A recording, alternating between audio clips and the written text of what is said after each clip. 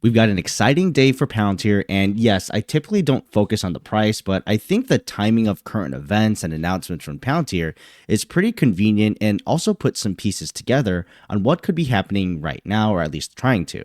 So, getting the elephant out of the room, Palantir had a pretty big down day, falling around 10% on Wednesday, giving up almost all of the gains from the last 5 trading days. And as of this recording, too, the pre market trading shows a continued downturn in the price.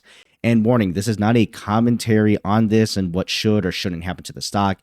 It's literally just what happened with the price so you can still have your opinion. But looking for the factors outside of technicals and trading activity, one of the large ones, at least in the news cycle, are reports of the Pentagon slashing their budget by a significant amount, around 8%. Now, this is still a developing story here, and remember, this is massive and in the hundreds of billions of dollars per year, touching things from hardware production to software to even the straws and coffee in a conference room. So there is a lot at stake here for many, but that still needs to be determined exactly what would be cut.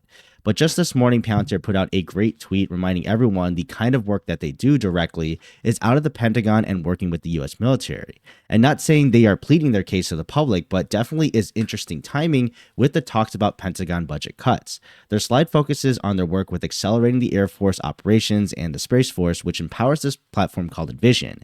It is used to accelerate civilians' GS classification from 4 months down to less than an hour and automating error detection while building out the $200 billion US Air Force budget. And the slide also continues on with some other points like powering the personnel sourcing and pre-deployment checklist for 300,000 plus airmen and guards, as well as 180 plus data source systems connected and 75,000 plus users.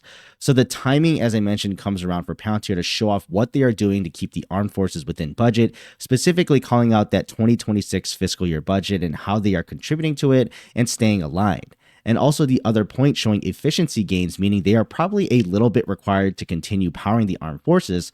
Plus, this looks good in general and can be utilized as a wider reach if it hasn't done so already within the Air Force and other branches of the military.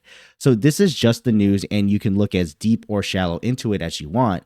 But either way, it's still good press for Palantir to share the results that they bring and the value that they provide, regardless of the timing around budget cuts. But who knows, it may be that little bit here that helps keep them in the back of decision makers' minds that things can get slow real quick without them. And note, this is not a commentary on the stock itself, as I said. That's up to you and your own risk profile and personal financial decisions. But the timing and movement of the stock is pretty interesting, with Palantir also putting out their press release. And in the end, the ultimate decision makers in how these play out is your overall portfolio, is yourself. But my personal opinion has been on the channel is growth and expectations are baked into this, and probably expensively for most, at least from traditional metrics, into the recent price action. So volatility in either direction should not be a surprise for anyone. So always interesting to see the chatter on X when there are big volatility moves in either direction, although it's not a surprise to me personally considering the circumstances. But curious to know your thoughts below, and I'll see you in the next video.